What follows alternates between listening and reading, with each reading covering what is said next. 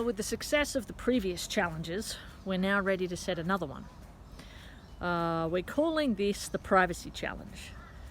So what we would like is for the toilet door not to slide open at random times, and the girls to have a little bit more privacy in their bunks.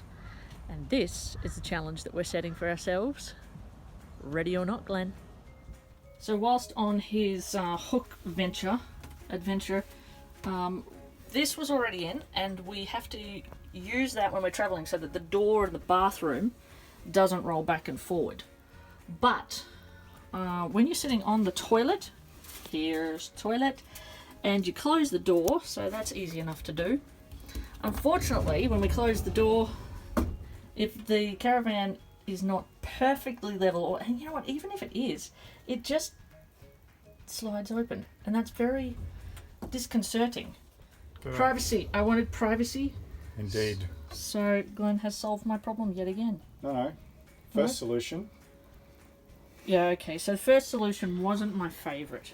Alright, what was the first solution? First solution was stick the laundry detergent behind the door when you shut the door. Not my favourite choice. Like this one much better. Anyway.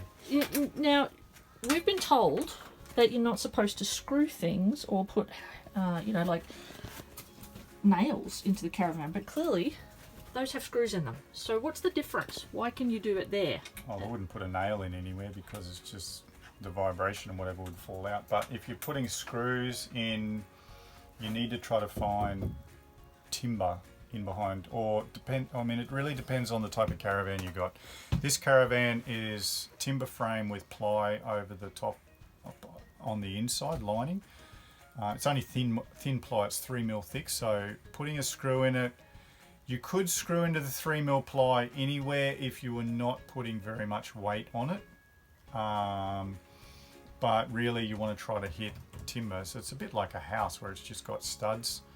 And if you can screw into some of that timber, then that's the best. Other caravans may be aluminium frame, in which case you want to kind of do the same thing.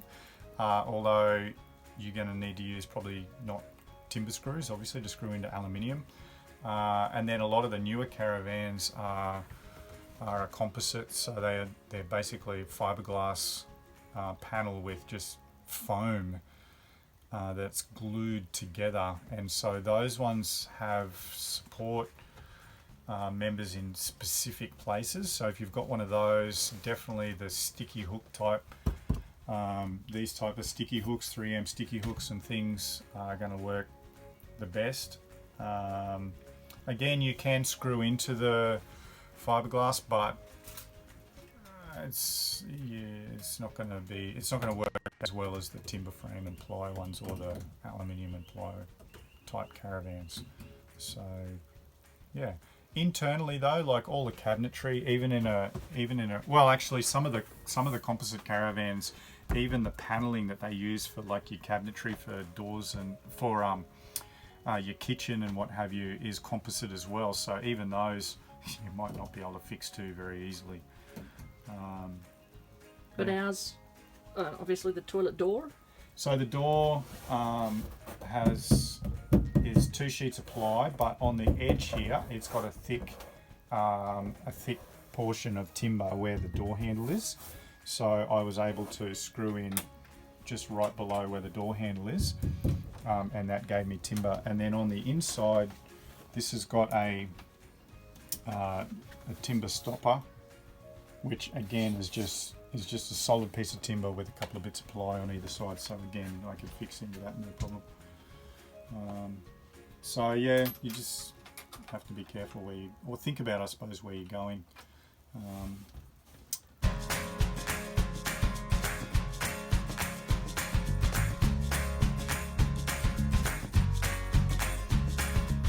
Alright, well, before my sister and I, because I sleep on the top bunk and Caitlin sleeps on the bottom bunk, my parents put in one big curtain. And we did have quite a few occasions where one of us would want the curtain open and the other one of us would want the curtain closed. So we'd end up with curtain wars. Close, open, close, open, close, open, close, open. So the simplest solution was to create 2 different curtains. So one for me and one for my sister.